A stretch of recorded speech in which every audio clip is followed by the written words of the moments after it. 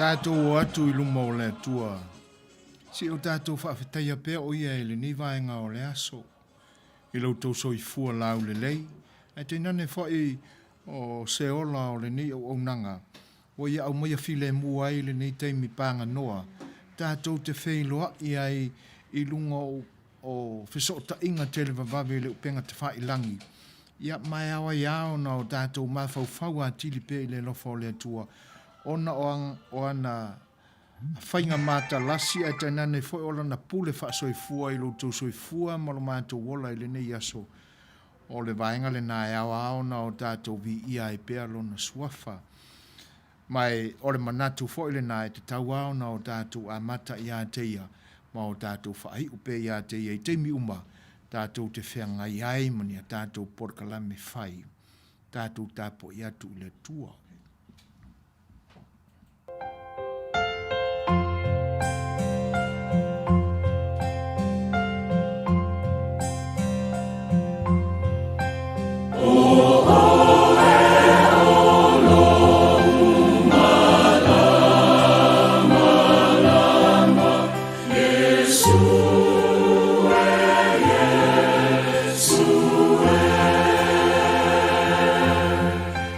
Oh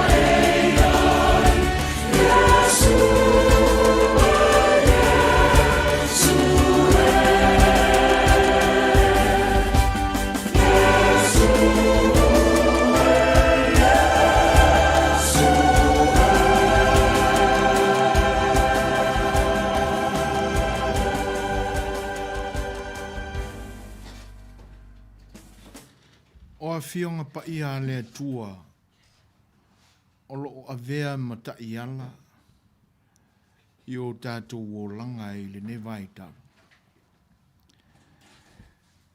E pe fōringa mai o loo avea lava ana o onga e whaatu mawina ai lo tātou tali tonu pea. E loto lotoi ale alofa o le tua i mea uma. O loo o mai fo ila i tātou e ana fionga pa ia i ia lava manatu. Mai lava i le amatanga o le tus pa ia le ke nese se ia o lava i le ulu i le tusi muli muli o ana fionga pa ia i le whaalinga. E tau la ia i manatu ia. E pei fo ila ona a o mai le au fai evangelia. O le evangelia la mātaio. E pei fōlinga mai e te tau au na o tātou toe tō manatu iai. Pe o le a se fesoa soani mo i tātou i le nei vai tau. A o fete e nai mai ai whaafate a tā mai o le soifuanga nei. O nisi lava fo'i o tau au a ina le mautonu ai manatu ma finangalo. Ai o le mata upo e luas fulu mo le lua o le mātaio. O le a o whaitawina atu ni nai whai upu tātou te toe mawhau a tili pe iai. O le a se vala au a le atua i lo soifua ma lo tātou ola i le nei aso. A o tātou iai le amatanga o ngā luenga whai o le nei vai aso.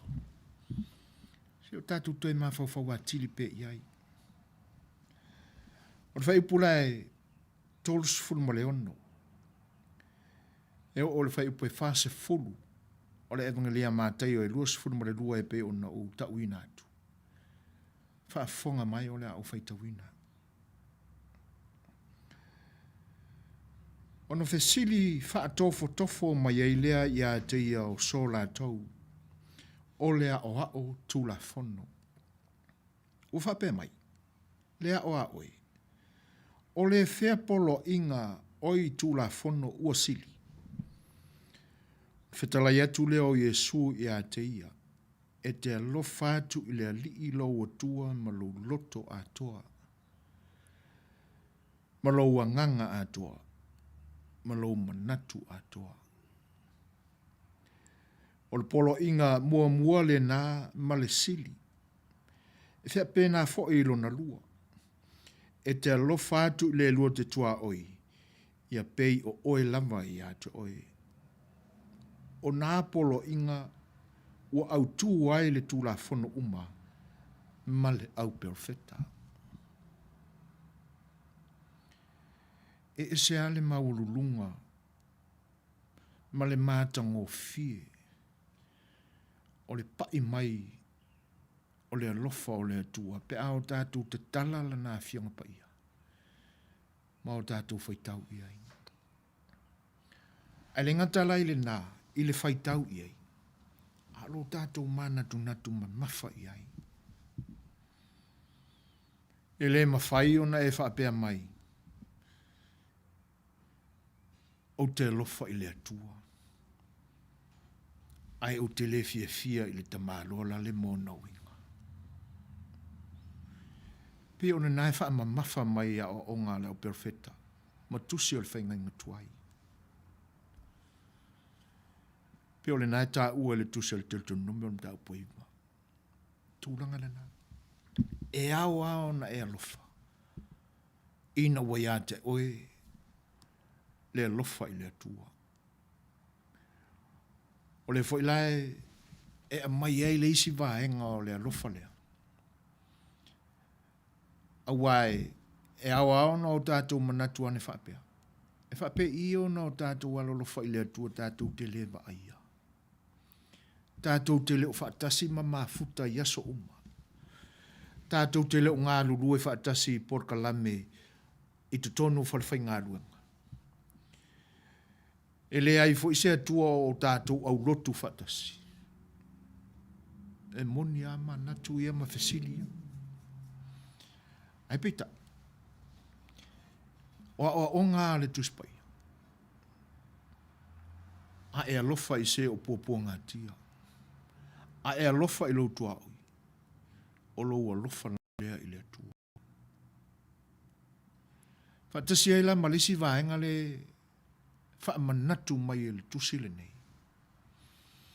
E pisa I o le nae tu fesili ai a o le tala le lei I le tapo I ngā iutaia.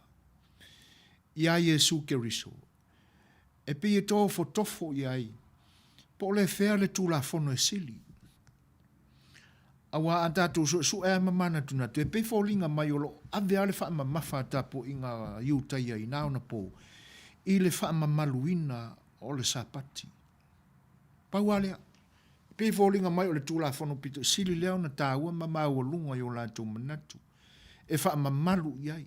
E tausi wha mamai I ai. Ona ua o lātou manatu o le tūlafono pito sili leo na mau o lunga ma tāua. E la wai na tofo se tasi o so o lātou I a Yesu. E se ia mai fo se manatu Yesu. Po le fea le tūlafono.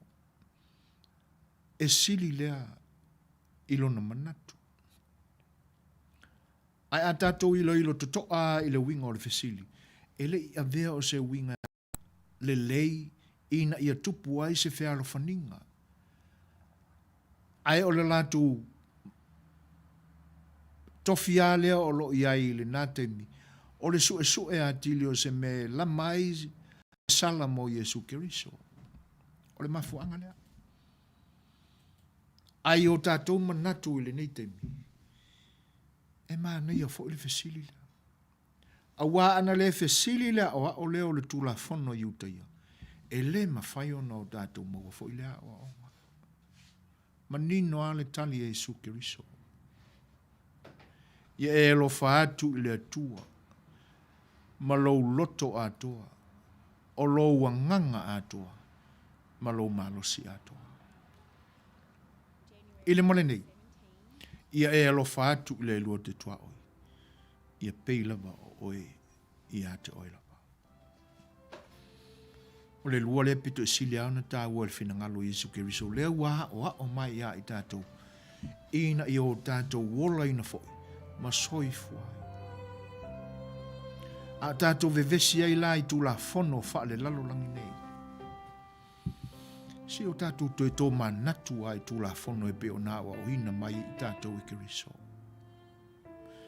A wai le ai ase tā ua o le whawhatu o ia tūlafono. Toi ta lepe atu e toi ta sui ia tūlafono. O tūlafono e pe e fōlinga mai e ali mai ai. Lo tātou alo lofa lava o tātou ia I tātou. E asau whaafofonga I tūlafono ua sili I le finangalo o lo tātou ali whaola. Whaamatai le o ina ai o tātou anganga I mea o tātou whawhatu mo I tātou lava.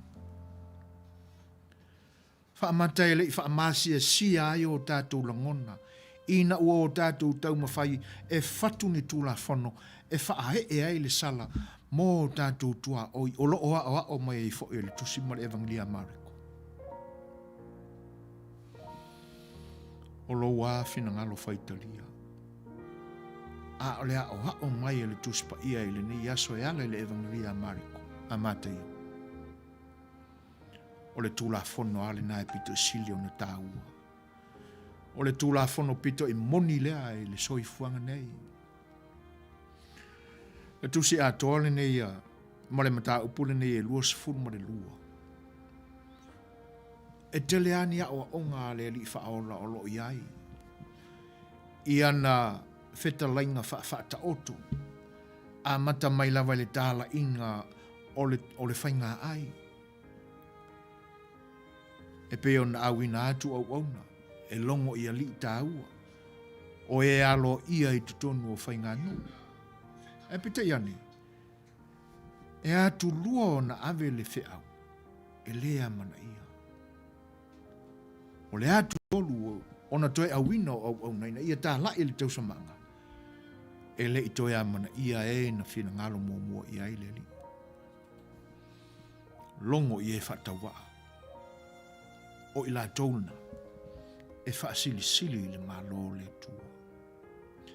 O na sawa i lava leo na isi whai upuna se i o ina o ina i tātou, i taulanga mo e uoti. Ma le wha upunga le nae mauai, o le tua lava ia, mo e uola e le mo e uoti. Whape i ona si e le whaola ia. Ina ofisiling ia foi. E nisi foi o le uata mamai i tula fono, ai utaia ina ona po. La sofina ngalo Yesu. Ile auso lea. Ua whaia vai le ulu matua. Muli ane. Ua waoti. Ai le aise suli. Ona solo ai ane leo le lona lua. Ia. Ina ia mafuta i le avalea. Ina ia mau aise suli mo le ua maliu. Se ia o lava i le ui. Le auso le nei. Ona muria i lea o na maliu o le. Fafine na no futane i le auso o nei. Na fasili leo iu. O le fea lao i la tau nei. O e ana le ava. Pe ao o atu le toitu. Hua i lea o onga. A Yesu Keriso. E wha mawhana mai a i tātou. A o tātou fe momo wai ma fili po le fea tonu. I nisi fo i o manatu. O lo whapea mai o tātou te whai a vāpea. Ma mafuta ma o tātou te tō lua pea hao ele te me toi tutu ai tātou na iei woti. A o mai Yesu Keriso i nei. E le mawhai o na tupu le mea i le malo le langi. E le toi no futane mawhai a vā i tātou. Pe a toi tutu mai. A wā o le a pē i tātou o a ngelu le langi. O lona wiko. A umaka kou nge kemi e umaka.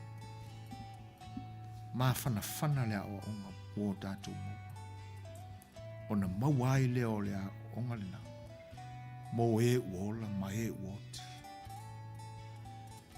E lea ngā lao na o tātou mapo tūla whono. Ai wale a toa ia i tātou a o onga e pe una o mai. I o tātou walolo whātu i lea tua. O tātou loto o nganga male malosi a toa. Ia whapena aina foi.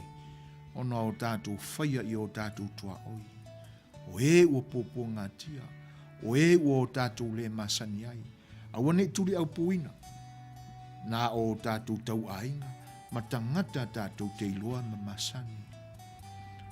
A olewa ai wha Yesu Keriso i. Ia wha safua. Ma tāla i atu tua la tātou wa ai. Ma nino i lea lofa o lea tua.